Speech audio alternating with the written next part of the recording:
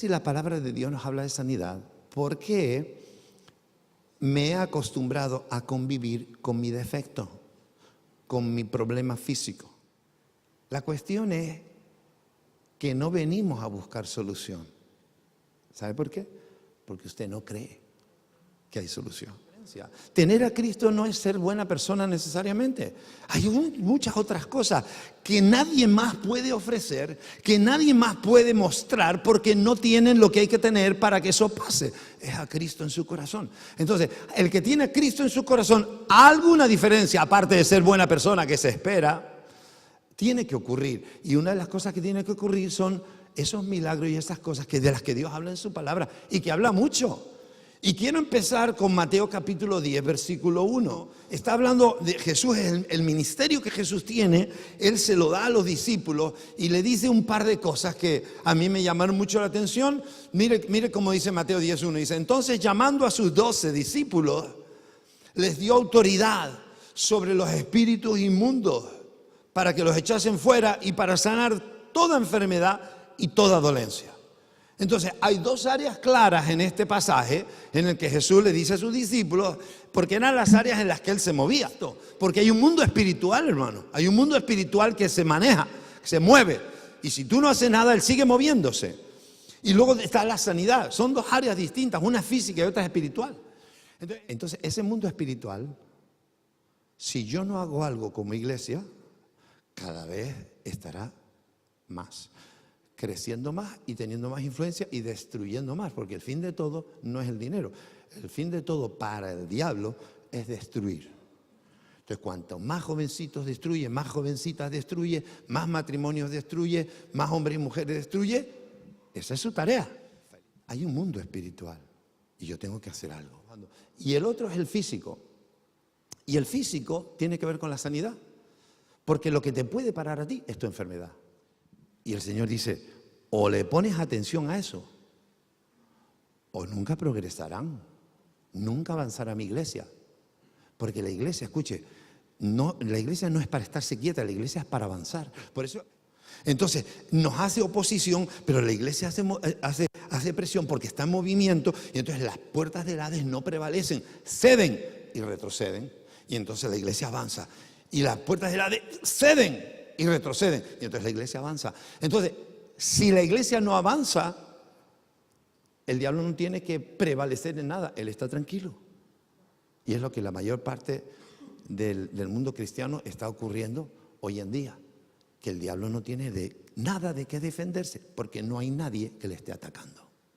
Mundo espiritual y mundo físico, cada vez estamos más enfermos, con más dolencias, acostumbrándonos a vivir así, con lo cual estamos cada vez más débiles y con menos expectativas de que algo bueno pueda ocurrir, porque todo eso va minando mis sentimientos y mis emociones. Así es como quiere el diablo tener al hombre. Y por eso cuando Jesús dice, ¿cuál es el ministerio? Y yendo a predicar, ¿cuál era la predicación? Escuche, el reino de los cielos se ha acercado. Esta es la predicación. La predicación es, Dios ha venido y quiere estar con ustedes. Dios ha venido y quiere estar con nosotros, quiere habitar con nosotros. ¿Vale? Esa es la buena noticia. Dios se ha acercado. Y luego dice, esa es la predicación. Y luego dice, sanad enfermos, limpiad leprosos, resucitar muertos, echad fuera demonios. De gracia recibisteis, dad de gracia. Y entonces esa es la acción. Si tú y yo nos llamamos iglesia, nosotros tenemos que entrar en esto, en este espíritu, en el espíritu. Por eso digo, la iglesia no tiene que estar a la defensiva, la iglesia tiene que estar activa, marchando. ¿Con qué? Con un mensaje y con una acción. Si no lo estamos haciendo, entonces no estamos haciendo lo que Dios quiere. Dios te quiere sanar y va a exigir un paso, porque si sigues haciendo lo mismo que estás haciendo, vas a seguir viendo lo mismo que estás viendo. Para que haya un cambio, tienes que hacer un cambio. Introduces un cambio y producirá un cambio. Y entonces, quiero llevarle a tres ejemplos, rapiditos, tres. El primero de todos tiene que ver a un leproso, y lo tocó. Mira, eso significa mucho. Y le dijo, quiero, sé limpio. Y así que él hubo hablado, al instante la lepra se fue de aquel y quedó limpio. El mismo Dios que hizo este milagro está aquí hoy. Los milagros le corresponden a Dios. El problema no es que Dios haga milagros. El problema es que yo crea para que se produzca el milagro. Si quieres, puedes limpiarme. Si quieres. Escúcheme, claro que Dios quiere. Dios quiere que entiendas que Él quiere. El problema de que no estés sano y no hayas recibido tu sanidad no es porque Él no quiere, Él quiere. Él quiere que todo sea sano, porque por eso murió. Él llevó en la cruz la sanidad, las dolencias, dice en Isaías, ¿no? Y llevó no solo el pecado, sino nuestras dolencias. Por sus llagas somos nosotros curados. Entonces, la obra en la cruz implica que para su pueblo Él nos da la libertad. Por eso dice que oremos los unos por los otros y que unjamos con aceite y que intercedamos los unos por los otros, que pongamos las manos sobre los enfermos. Todas esas palabras vienen a darle fuerza a este sentido de que Dios quiere que estemos sanos. Entonces, si Dios quiere que estemos sanos, ¿por qué estamos abrazando, mimando, cuidando nuestra enfermedad? Dios sí quiere. Dios quiere que tú seas sano. ¿De qué estás enfermo? Mira, me da igual, Dios te quiere sanar. Ok, voy con el segundo. En Marcos capítulo 5, avanzamos unos capítulos más.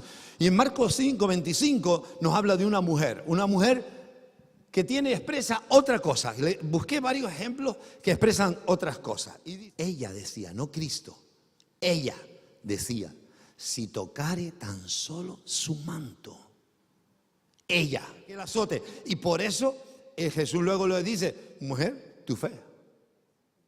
Porque ella tenía fe. Es la fe que ya no tenemos. El problema no es de Dios, el problema es nuestro.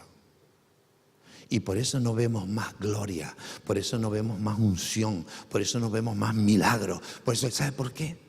Porque Dios no va a honrar al que no le honra. No hay nada, lo que no hay es santidad.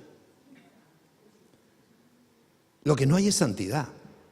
Es que estamos pidiéndole a Dios que honre al que no le honra. No funciona. La Biblia dice que Él honra al que le honra. Y hay unos puntos ahí que estamos perdiendo. Porque vivimos en pecado y venimos a por la bendición. Vivimos en pecado y venimos a demandar las promesas de Dios. Escuche, no funciona. No funciona. ¿Y sabe quién queda mal en el resumen de esto? El que queda mal es Dios. Porque el pastor oró por 60 personas y ninguna se sanó. Entonces queda mal Dios que no responde a la oración. No, perdón, no. Es que Dios sabe la verdad. Dios sabe exactamente cómo estás viviendo tú. Exactamente cómo estás viviendo tú. Exactamente la relación que tú tienes con Él, tu fidelidad. Él sabe lo que hiciste esta mañana antes de levantarte. Él sabe lo que hiciste después de levantarte. Él sabe todo. Y nunca honrará al que no le honra. Por el contrario, honrará, dice la Biblia, a quien le honra. Te voy a dar otro más. En mismo Marcos, en el capítulo 9, en el versículo 21, acaba de venir Jesús, donde están sus discípulos. Los discípulos están con un montón de gente, hay un tumulto ahí y Jesús llega. Y cuando llega dice, ¿qué pasó? ¿Qué están haciendo? Dice, no, que había un niño endemoniado, ¿no? Pero si puedes hacer algo, si puedes, este tipo de forma de dirigirse a Dios es errónea. El concepto que tenía la mujer que tocó el borde del manto, ella no vino y dijo, tocaré el manto. Y si Jesús puede, no. Ella fue a tocar el manto porque ella sabía, tenía la fe, seguridad. Si toco el manto, se sana, me sano. Y aquí es un caso parecido en cuanto a la acción, porque estaba Jesús en medio de la escena, pero la actitud del hombre era diferente. Dice, si puedes hacer algo, ten misericordia de nosotros y ayúdanos. Quiero deciros una cosa, Dios tiene misericordia de todo el mundo. Eso de, Señor, si tienes misericordia. No, misericordia tiene de todo el mundo.